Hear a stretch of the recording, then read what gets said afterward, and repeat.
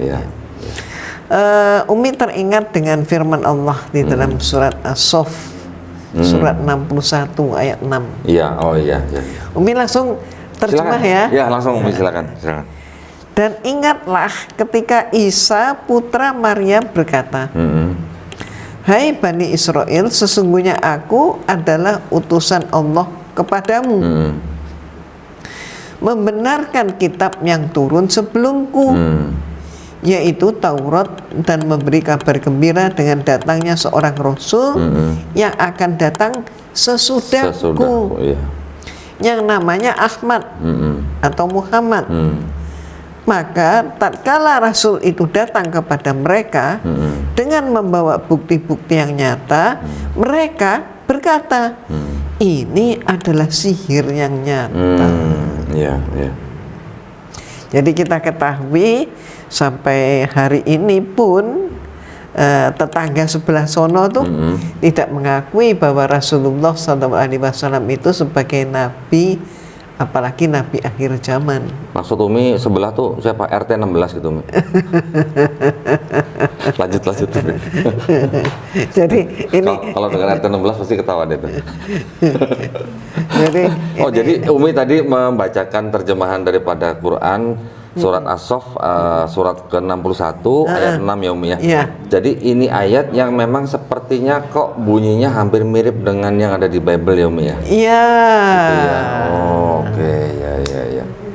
Lanjut Umi. Nah, ini penasaran juga nih kita nih ya. Silakan Umi. Itulah sebabnya Umi tertarik ingin tahu, ingin berdiskusi dengan yang mempunyai keahlian di bidang ini. Ya.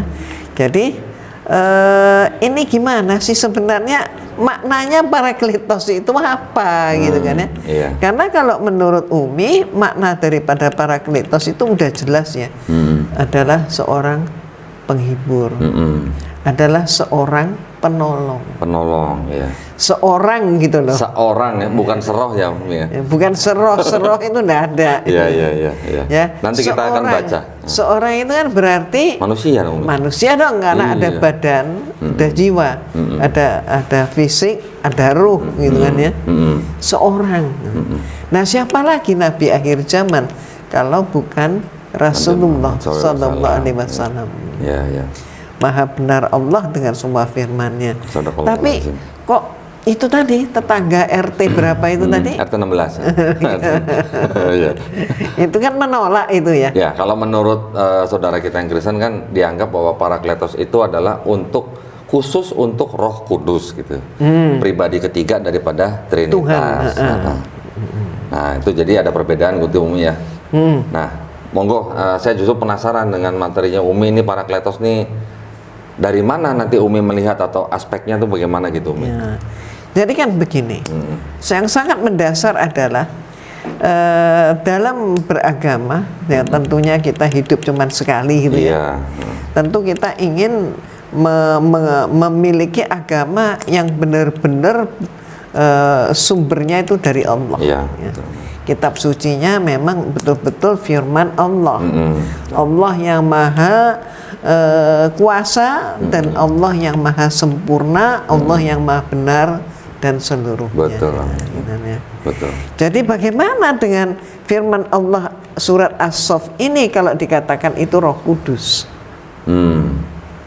Ya, walaupun mohon maaf Umi ya, walaupun di surat itu kan juga tidak dikatakan atau sudah jelas bahwa Nabi Isa alaihissalam sendiri yang mengatakan bahwa akan datang Rasul setelah Nabi Isa itu sendiri ya.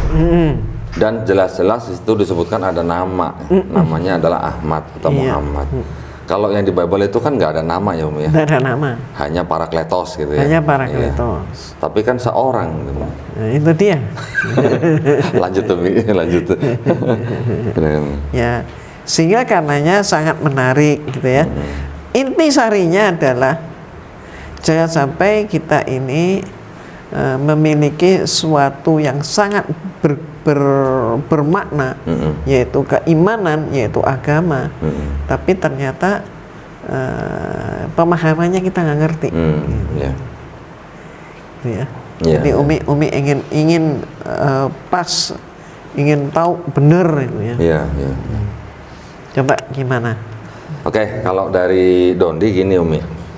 Tadi Umi sudah membacakan ya Quran surat As-Saff pasal 61 ayat 6 bahwa di situ dikatakan akan datang seorang rasul sesudah Nabi Isa alaihissalam, namanya langsung disebut Ahmad gitu ya, atau Muhammad gitu. Nah, ini kalau kita lihat memang seperti paralel dengan ayat di kitab Yohanes pasal 14 ayat 16 Umi, ya kan? Kan bahkan dikatakan aku akan minta Bapa, ya, aku akan minta kepada Bapa dan ia akan memberikan kepadamu seorang penolong yang lain. Nah, mohon diperhatikan. Seorang penolong yang lain. Ya, ada seorang, ada penolong, ada yang lain. Ya. Di sini penolong yang dimaksud ini kan adalah menggunakan kata parakletos atau parakleton gitu ya. Kalau Dondi ini kan alirannya aliran, kalau boleh dibilang aliran apa ya? Aliran kritik teks gitu Umi. Jadi kalau belum tahu kata aslinya apa, belum tahu strong numbernya apa, Dondi penasaran, pasti Dondi cari terus tuh. Nah, yang Dondi sudah pelajarin kata parakletos atau parakleton itu mempunyai strong number, nomornya 3875 Umi.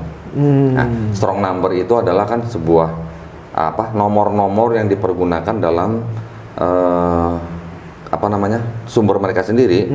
Itu bahwa setiap nomor itu mempunyai arti dan dia penggunaannya di ayat mana aja, definisinya apa gitu, dari dari kata dasarnya apa gitu.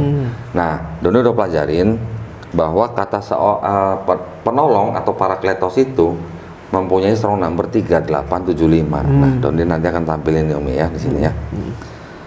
Nah, kalau kita baca lagi di bahasa Inggrisnya, and I will pray the Father, ya, and he shall give you another comforter. Nah, jadi penolong adalah juga comforter atau parakletos, itu bisa disebut sebagai comforter. Di situ dikatakan juga apa? Yang lain itu menggunakan kata alos atau alon. Nah, di dalam bahasa Yunani itu ada kata alon atau alos yang artinya yang lain tapi dia sejenis gitu. Lain tapi sejenis. Orangnya beda. Orangnya beda tapi sama-sama orang. Sama-sama gitu. Orangnya, sama-sama predikatnya. Sama-sama predikatnya, sama-sama ciri-cirinya Umi. Nah, kita boleh sedikit ya. Parakletos itu kan artinya mungkin Umi tadi udah sedikit memberikan gambaran bahwa penghibur, penolong, pengantara juga Umi. Nah, kalau bahasa Inggrisnya advocate. Advocate. Ini adalah sebenarnya kalau boleh saya bilang, ini boleh disebut sebagai ciri-ciri seorang nabi. Setuju nggak, Mi? Ya setuju dong. Jadi seorang penolong yang predikatnya berbeda, yang predikatnya sama. Berarti apa? Nabi Isa, nah ini nabi juga. Nah, siapa nabi sesudahnya Nabi Isa? Nah, jadi karena Yesus itu adalah juga manusia, Yesus juga nabi, ini juga diakui kan sama saudara kita yang Kristen kan? Ya. Terlepas dari mereka mengakui Yesus itu manusia juga, nabi juga, terus kemudian Tuhan juga, itu urusan mereka. Tapi buat kita, kalau kita mau objektif, Yesus manusia, Yesus juga nabi, karena di Bible juga dia disebut nabi kan, ya. Dan dia parakletos dong. Nah, dia parakletos juga disebut di dalam 1 Yohanes 2 ayat 1. Jadi kalau yang datang nih seorang penolong yang lain, atau bahasa Yunaninya itu kai parakleton alon, ya, atau disebutnya kai alon parakleton. Kai alon parakleton. Alon ini yang lain tapi sejenis gitu. Parakleton itu adalah pengantara, penghibur, penolong gitu. Jadi kalau ada manusia, nabi, Yesus, kemudian yang lain sejenis, berarti manusia juga, nabi dia juga gitu. Sampai di situ. Nah, ini saya akan tunjukkan arti kata parakletos itu Umi ya, dengan nomor strong number itu 3875. Artinya itu di dalam bahasa Inggris nih ya, an advocate, intercessor, a consoler, comforter, helper, ya udah 5 tuh Mi. Ini semua adalah ciri-ciri dari nabi memang. Dan yang apa namanya? Yang uniknya di dalam seluruh 4 gospel Umi, yang menyebut Parakletos itu cuma Yohanes. Ya, betul. Matius, Markus, Lukas tidak pernah menyebut Parakletos, hanya Yohanes. Karena apa? Karena Yohanes pada waktu menulis itu kan memang dia lebih banyak dari sisi teologinya gitu Umi ya. Entah itu dia mengadopsi dari Helenisme, entah dia mengadopsi dari mana, yang penting dia menulisnya lebih banyak ngomong soal teologi. Banyak sekali ayat-ayat di dalam kitab Yohanes atau Gospel Yohanes yang digunakan oleh saudara-saudara kita yang Kristen untuk membuktikan keilahian Yesus Umi. Contoh Yohanes 10:30, nanti ada lagi Yohanes 8:58, ada lagi Yohanes 8:24. Tetapi di dalam kitab yang sama, yaitu kitab Yohanes sendiri, banyak juga ayat-ayat yang digunakan untuk kita apologet Islam atau untuk membantah keilahian Yesus. Contoh bahwa Yohanes 5 ayat 30, aku tidak dapat berbuat apa-apa dan seterusnya gitu kan. Nanti ada lagi Yohanes 17 ayat 3, Bapa itu adalah satu-satunya Allah yang benar. Dan mengenal Yesus yang kau utus. Banyak ayat di dalam Yohanes yang mengatakan bahwa Yesus adalah utusan. Nah, Yohanes 13:16 juga dikatakan apa? Seorang hamba tidak lebih tinggi dari seorang yang tuannya. Jadi yang diutus tidak lebih tinggi dari yang mengutus. Yohanes 17:3, inilah hidup yang kekal dengan mengenal Engkau Bapa satu-satunya Allah yang benar, dan mengenal Yesus Kristus yang kau utus. Gitu. Mana lagi utusan, pengutus. Utusan tidak lebih tinggi dari pengutus.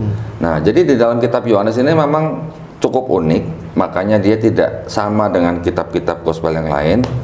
Kalau Matius, Markus, Lukas, Yohanes, Matius, Markus, Lukas itu kan disebut gospel sinoptik Umi ya, karena kan ceritanya sama. Karena Lukas dan Matius kan nyadur dari Markus. Sedangkan Yohanes ini kan beda sendiri. Dia kan memang ditulis kalau menurut dari kalangan mereka sendiri, dari scholar-scholar New Testament, dikatakan bahwa penulis Yohanes ini diperintahkan menulis gospel itu Umi untuk menghadapi atau melawan kelompok yang disebut dengan kelompok Gnostik pada zaman itu, yang tumbuh subur gitu Umi. Nah, jadi memang dia gayanya beda sendiri gitu. Tetapi apakah si penulis kitab Yohanes ini orang yang disebut dengan Yohanes anak Zebedeus murid Yesus? Nah, lain cerita. Scholars mereka sendiri bilang bahwa ini bukti-bukti yang sekarang sudah tidak menguatkan bahwa yang menulis itu adalah Yohanes anak Zebedeus. Karena nama Yohanes itu juga cukup populer. Ya, kalau Yohanes mungkin di sini kayak nama Joko gitu ya. Ya. Banyak orang nama Joko gitu ya misalnya. Nah, padahal udah nggak Joko ya, udah kakek-kakek. Kakek-kakek. Oke, nah sekarang kita kembali ke Parakletos Umi ya. Tadi kan strong number-nya sudah saya tunjukin ya, 3875. Kemudian saya tadi mengatakan bahwa Yesus sendiri juga disebut sebagai Parakletos Umi. Di 1 Yohanes 2 ayat 1 kalimatnya begini Umi, anak-anakku, hal-hal ini kutuliskan kepada kamu supaya kamu jangan berbuat dosa. Namun jika seorang berbuat dosa, kita mempunyai seorang pengantara. Pengantara ini di dalam bahasa Yunaninya juga Parakleton pada Bapa, yaitu Yesus Kristus yang adil. Nah, di bahasa Inggrisnya Umi, 1 John 2 chapter 2 verse 1, my little children, these things write I unto you, that ye sin not. And if any man sin, we have, nih ya, perhatikan ya, we have an advocate. Advocate ini adalah Parakleton juga. Kalau kita cek ke dalam bahasa Yunaninya, nomor strong number-nya sama dengan Yohanes 14:16, 1 Yohanes 2 ayat 1, itu strong number-nya tetap semua sama, 3875. Artinya advocate, comforter, helper, intercessor, ya. Jadi Yesus juga disebut sebagai advocate. Terus kemudian Yesus berdoa kepada Bapa untuk mengirimkan seorang advocate yang lain. Nah, sekarang yang menjadi permasalahan, kenapa saudara kita yang Kristen memberikan klaim atau argumen bahwa yang dimaksud dengan Parakletos itu adalah Roh Kudus Umi. Karena memang di teks Yunani juga ada pneuma haigon. Nanti ayatnya kita lihat ya Umi ya. Langsung saja. Saya berikan ayat di ini sebentar. Jadi berasal dari teks Yunani. Ya, di dalam teks Yunani itu memang ada kata-kata pneuma haigon yang artinya Roh Kudus gitu ya. Di Yohanes 14 ayat 26 ya. Dikatakan begini. Tetapi penghibur, ini juga Parakleton juga, strong numbernya sama 3875, diteruskan begini, yaitu Roh Kudus.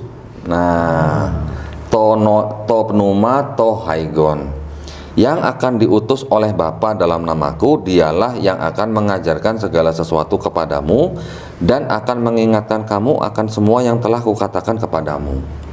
Itu dasarnya dari sini, makanya saudara kita yang Kristen mengatakan bahwa Parakletos itu darah kudus, Umi. Nah, kalau begitu itu sebabnya seorang ulama dari Turki itu Meftullah Gulen.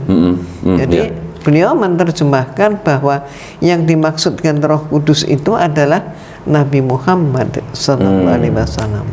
Ya. Jadi yang disebut dengan Roh Kudus itu ya.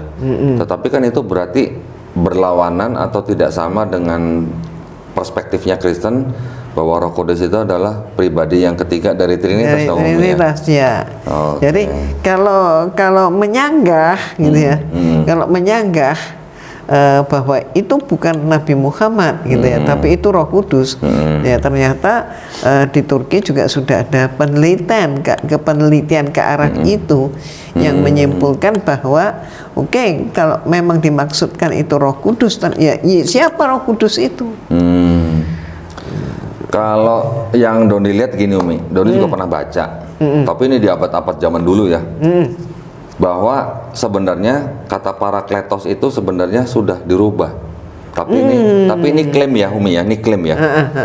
Ini klaim bahwa kata Parakletos itu sebenarnya sudah dirubah, yang tadinya itu adalah Periklitos. Periklitos. Ada Periklitos, ada Parakletos. Ini klaim tapi dari kalangan Muslim. Dodi lupa namanya lah. Tapi sepertinya klaim ini juga mungkin kurang kuat atau bagaimana, karena Doni juga belum ngecek ke teks aslinya itu tulisannya Periklitos atau Parakletos. Tapi kalau teks aslinya yang Doni cek di sumber dari kalangan Kristen, memang sudah tertulisnya Parakletos. Teks yang atau manuskrip yang sebelumnya, apakah ada yang dulu ada tulisan Periklitos, Doni belum pernah lihat gitu. Jadi ya itu mungkin kita drop aja lah ya Umi ya. Tetapi sebenarnya bukan hanya dari situ sih Umi ya. Kalau tadi Umi sebutkan ada yang menganggap bahwa Roh Kudus itu adalah Nabi Muhammad SAW, ya boleh-boleh saja kan dia klaim. Kalau Doni kok malah ngelihatnya bukan kata Roh Kudusnya Umi, tetapi Roh Kebenaran. Roh Kebenaran. Nah, kan ada di ayatnya kan, yang di ayat ke berapa ya sebentar ya? Yang kalau nggak salah di Yohanes 16 ayat 7. Enggak, 12 sampai 13 Umi. Oh, 12 sampai 13. Ya, yang di Yohanes 16 ayat 12 sampai 13 itu kan dikatakan begini. Masih banyak hal yang harus kukatakan kepadamu, kan? Tetapi sekarang kamu belum dapat menanggungnya. Tetapi apabila Ia datang, yaitu Roh Kebenaran. Nah, kalau Doni sih nggak mau klaim, tapi hanya mikirnya di dalam setiap manusia kan juga ada roh. Doni yakin bahwa di dalam Nabi Muhammad SAW, roh yang ada di dalam Nabi Muhammad SAW yaitu hanya roh kebenaran. Tidak ada roh dusta, tidak ada roh yang macam-macam gitu, hanya roh kebenaran. Mungkin itu yang dimaksud gitu ya. Dia akan memimpin kamu ke dalam seluruh kebenaran. Sebab Ia tidak akan berkata-kata dari dirinya sendiri, tetapi segala sesuatu yang didengarnya itulah yang akan dikatakannya, dan Ia akan memberitakan kepadamu hal-hal yang akan datang. Ya bukan kita mau cocokologi nih Umi, tetapi Nabi Muhammad SAW dia tidak berkata-kata dari dirinya sendiri. Dia mengatakan apa yang dia dengar dari malaikat Jibril yang berasal daripada Allah Subhanahu wa taala. Begitu juga Yesus. Yesus juga begitu kan di Bible. Aku tidak dapat berbuat apa-apa, aku hanya menghakimi dan penghakimanku adil. Firman yang sudah kuterima aku sampaikan kepada mereka. Enggak ada bedanya, sama sebenarnya Umi ya. Kemudian di situ juga dikatakan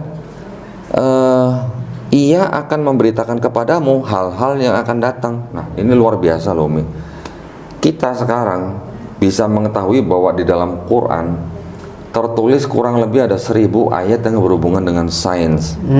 Nah, terbuktinya baru belakangan ini, mungkin 50 tahun yang lalu, mungkin 100 tahun yang lalu, mungkin baru 200 atau 300 tahun yang lalu ya. Dan sangat banyak juga umat Islam yang sampai hari ini terhadap ayat tersebut masih juga belum ngerti. Iya, betul, Umi. Ini apa terjemahannya? Iya. Misalnya saja tentang bahwa di dasar laut itu ada api Iya, yang betul. menyala. Betul, Umi. Oh, Zaman dulu orang Arab dibilang begitu mungkin bingung kali, Umi ya. Jangankan orang Arab zaman dulu, orang zaman sekarang aja, Iya. yang mohon maaf ya, Iya, betul. yang mohon maaf yang tidak berpengetahuan, ya dia bingung-bingung juga. itu panas, Iya, kena Api. air gitu ya, kena air, nggak mati. udah gitu. mati. Nah itu, belum lagi laut yang tidak bisa bersatu ya, Umi ya.